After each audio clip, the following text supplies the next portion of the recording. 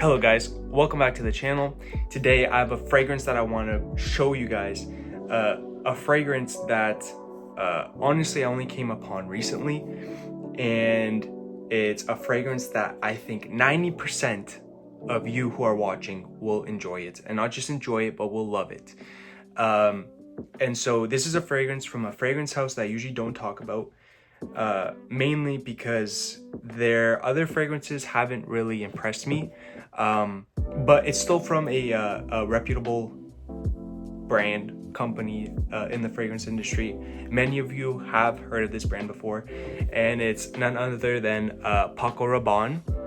However, it's not just any Paco Rabanne, it's Paco Rabanne Victory. It's the 2021 release. I'm pretty sure this is an EDP concentration, and I only really came upon this because my dad got this about like a year ago, and I never even thought of trying it because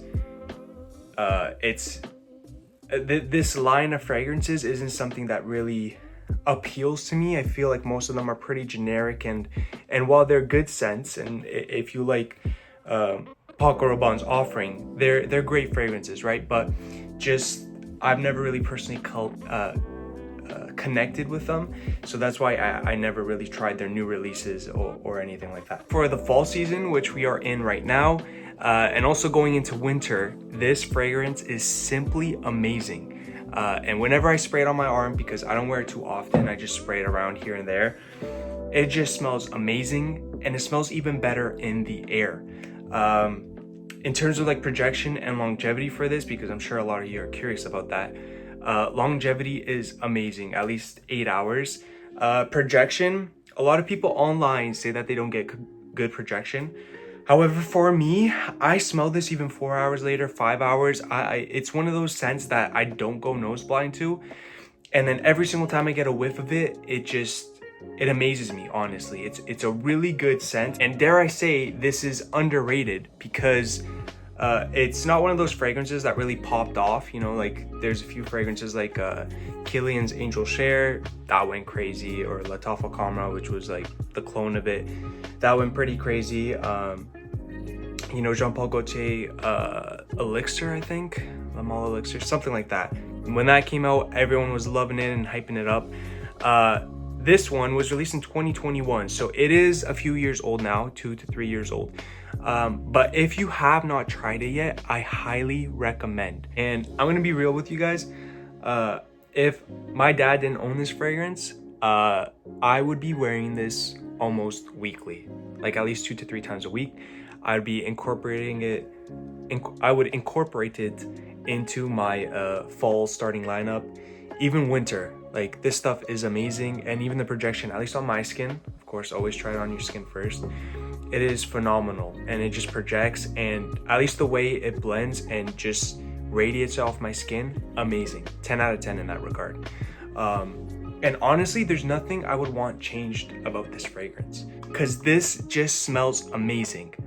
It's sweet, it's dark, but it's really balanced well. It's not too sweet, it's still masculine.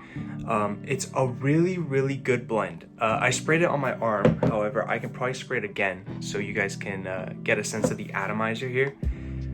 So let's give it a spray. You can't really see because I got like a white sweater on, but okay, the opening not the best, obviously a little bit alcoholic. I'm gonna give it a few seconds. The notes here that Fragrantica have, it says pink pepper in the top with lemon, then in the middle notes they have lavender, and then in the base notes vanilla, tonka bean, and amber. And I gotta say, that combination is surreal. If you like Armani Code, Absolute, and Profumo, like that kind of vibe, I think you're gonna like this, but you're gonna like this even more. And I think there's also a elixir version of that just came out. Let's see. Yeah, it did.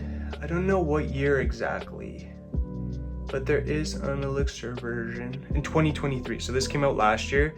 I personally have not tried this one yet, but if it's anything like the original here, if it's built off of that and made even better, then honestly, that's worth trying out. I should probably try that out too. So if you're looking for a fragrance, a new fragrance to buy right now in the fall, heading into winter time, I would 100% recommend this. Some people online kind of give it not a mixed review, but some people say it's pretty generic smell, and to others it just smells amazing. And I'm in that second category where I think this is amazing.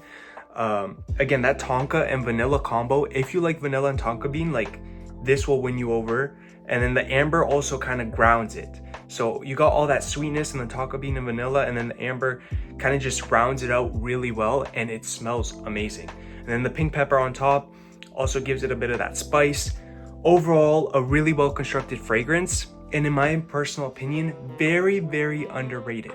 So if you are looking to try something out, it's not a new fragrance, but it smells amazing, and I would recommend that you at least try it out, because everyone has different opinions on fragrances. But anyways, this is a fragrance that I think you have to check out if you want to get a new fall fragrance, and I think it is severely underrated. So please check it out, and I will catch you guys in the next video. Have a great day.